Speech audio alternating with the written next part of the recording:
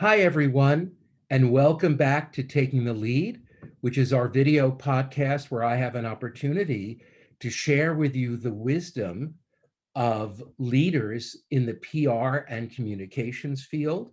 But you've seen the show before, so you know that they're not just great at PR and communications, they are known and have earned a reputation and are respected as leaders. So we know that's what this is all about. So let me introduce to you Linda Rutherford.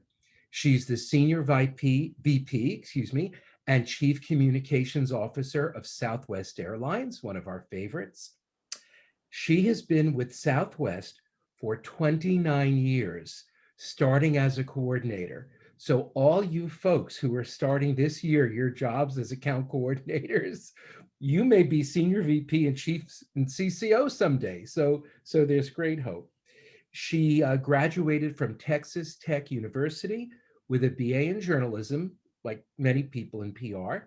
She studied with Leadership Women Texas and the Future Leaders Experience of the highly respected Arthur Page Society, where she is a member, and that, of course, has both agency and corporate PR leaders.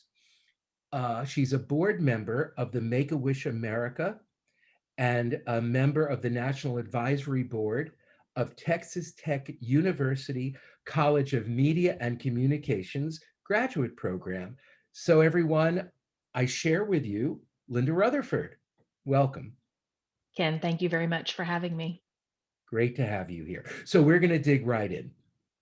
So the airline industry has certainly been socked by the COVID-19 pandemic, and I'm guessing you had to go pretty deep to lead yourself and others through the crisis phase and then the pandemic portion. So I'm curious, what leadership strengths specifically did you tap in order to do so?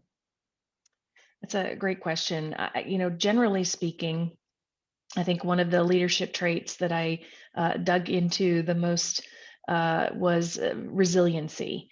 And that was to make sure that because there was no guidebook, no playbook that was created for something that we are still going through.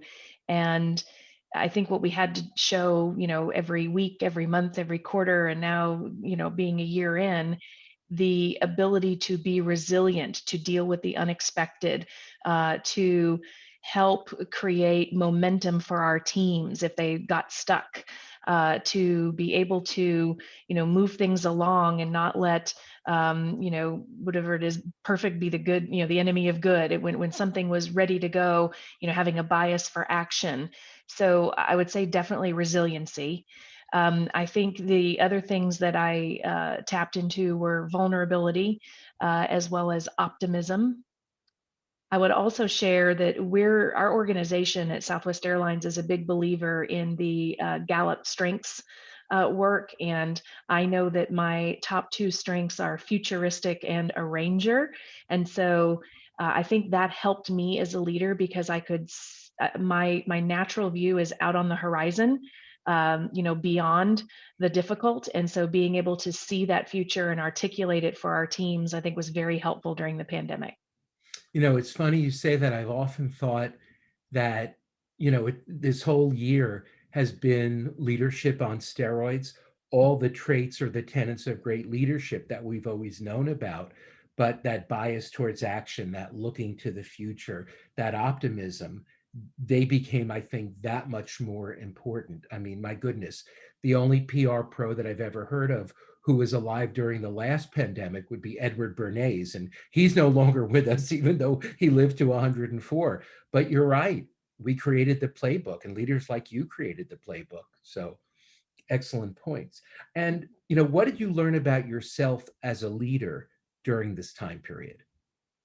Well, I mentioned vulnerability a minute ago, and I think what I learned was, as leaders, we often want to show positivity, and we often want to show that resiliency, that Teflon, so that we can be strong for our teams.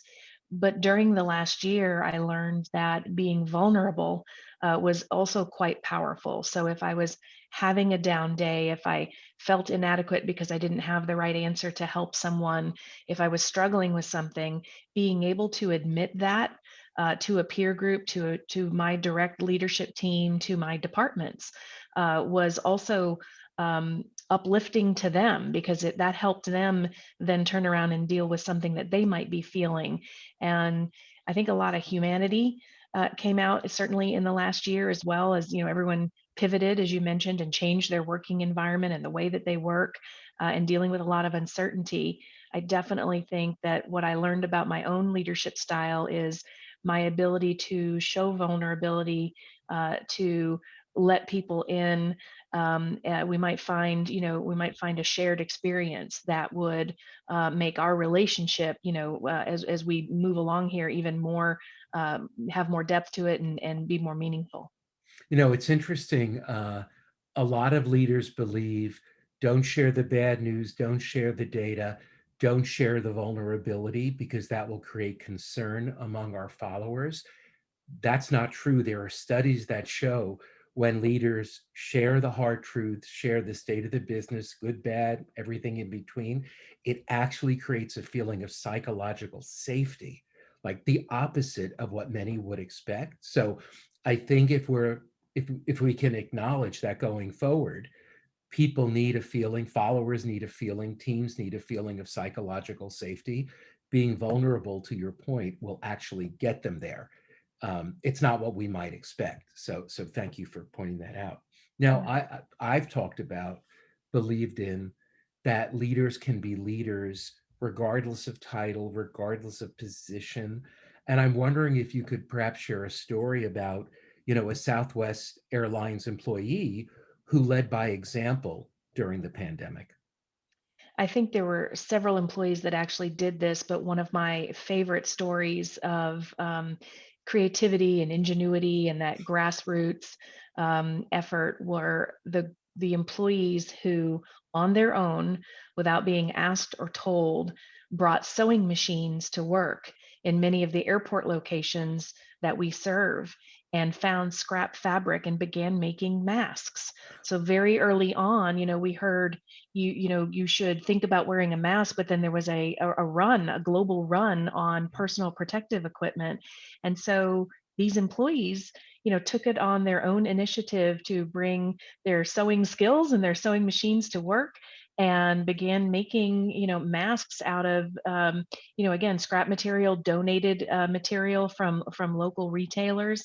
And they were able to offer masks to fellow employees, to TSA workers, to airport workers, to the bus drivers at the airport. And I think that was um, there was a real heartwarming story. But that's an example of leadership. And those were our airport customer service workers. They weren't necessarily, leaders by title, but certainly showed that compassion, and were able to lead in the communities where we live and work.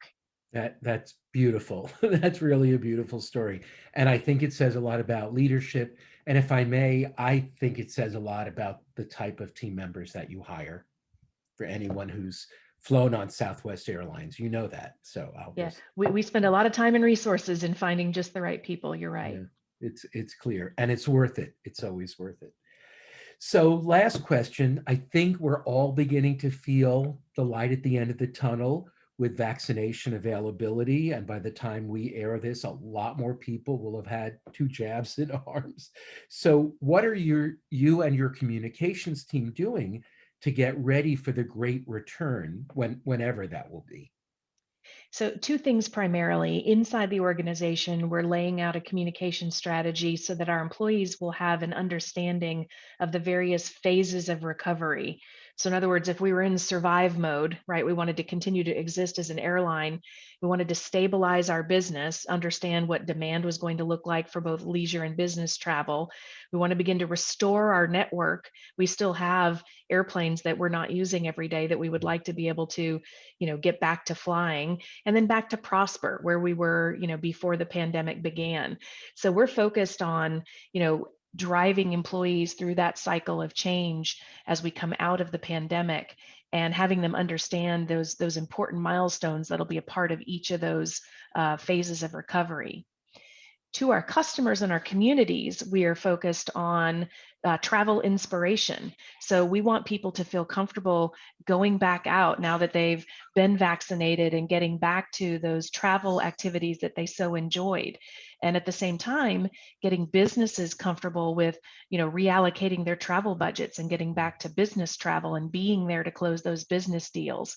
So with our customers and in the communities that we serve, we want to get back to inspiring people and remembering all those reasons why you traveled in the first place.